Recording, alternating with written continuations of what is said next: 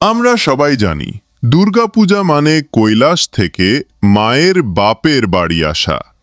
কিন্তু আপনারা কি জানেন এই আসার পেছনের মূল কারণ ছিল তার মা রানী মেনকার এক আকুল আর্তি এবং এক হৃদয় বিদারক স্বপ্ন। কৈলাসে স্বামী শিবের সাথে থাকলেও উমা আসলে রাজকন্যা, হিমালয়ের রাজা গিরিরাজ ও রানী মেনকার আদরের মেয়ে। মেয়ের বিয়ের পর 1টি বছর কেটে গেছে, কিন্তু মেনকার মন মেয়ের জন্য ব্যাকুল।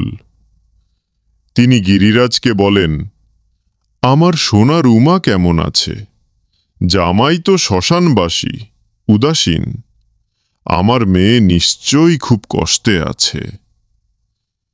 এই চিন্তা করতে করতেই এক রাতে রানী মেনকা স্বপ্ন দেখলেন তার আদরের উমা কৈলাসে একা বসে আছেন।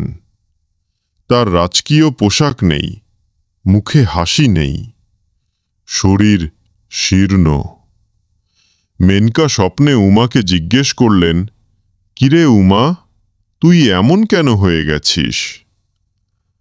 উমা উত্তরে কিছু না বলে শুধু ফ্যালফ্যাল করে তাকিয়ে রইলেন।